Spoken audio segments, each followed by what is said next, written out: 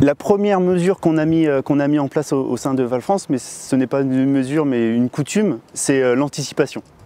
Plusieurs tests au niveau de prise d'échantillons dans les champs, à la mini-mat, des tests qualité avant la fin de la maturité des différents grains ont été réalisés pour approcher au mieux une prévision de collecte. Dès les premières réceptions catastrophiques de cette moisson 2016, nous avons tout de suite pris la décision de supprimer le personnel saisonnier en superflu tout en maintenant les amplitudes de réception des silos. Normalement, on tourne avec 7 saisonniers, donc 5 permanents et 7 saisonniers. Cette année, on était parti déjà qu'avec 6 et là actuellement, on n'a plus que 3. Donc, d'ici la fin de la semaine, donc fin juillet, on n'aura plus qu'une personne. Compte tenu des tonnages en forte baisse dans nos silos, nous avons limité le transfert par camion et nous avons observé un allotement précis de la marchandise pour espérer en faire la meilleure valorisation pour nos sociétaires. Notre disponible semence est affectée de plus de 50%. Nous avons été dans l'obligation de faire des rachats de semences certifiées sur le circuit long. Nous produisons énormément d'écarts de tri, de l'ordre de 25 à 30%, ce qui réduit considérablement les cadences usines. Les usines tournent en 3-8 en triage pour compenser les manques de rendement en termes de tri.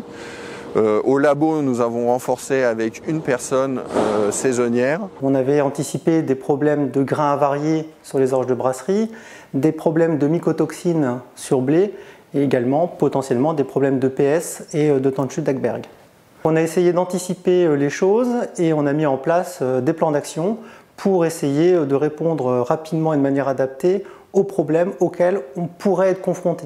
En fait, par rapport à une année normale où on fait humidité, par exemple sur un blé, humidité, protéines, PS, là cette année on doit faire la donne en plus. On a essayé d'anticiper le risque que mycotoxine donne. Le premier point sur lequel il fallait rassurer le client, c'est l'aspect sanitaire de nos blés. On a dans un premier temps renforcé les protocoles d'échantillonnage. Plutôt que de faire un échantillon par benne, on a fait 3 échantillons par rapport agriculteur, ce qui permet de multiplier les analyses si nécessaire.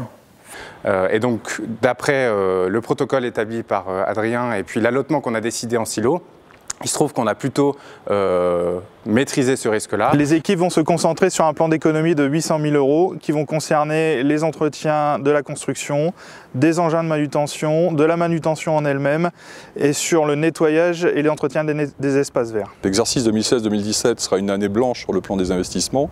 L'ensemble des équipes est maintenant mobilisé pour travailler dans tous les secteurs de la coopérative pour développer des économies à tous les niveaux et on escompte un effort de l'ordre de 2 millions d'euros sur l'ensemble de la coopérative à ce sujet-là. Donc je voudrais profiter de ce moment qui m'est donné pour remercier l'ensemble des équipes qui travaillent autour de moi au quotidien, pour l'ensemble des efforts qui ont été faits par chacun d'entre eux pour faire en sorte que ce moment se passe de la meilleure manière qui soit pour l'entreprise et aussi pour les sociétaires de la coopérative. Merci à vous tous.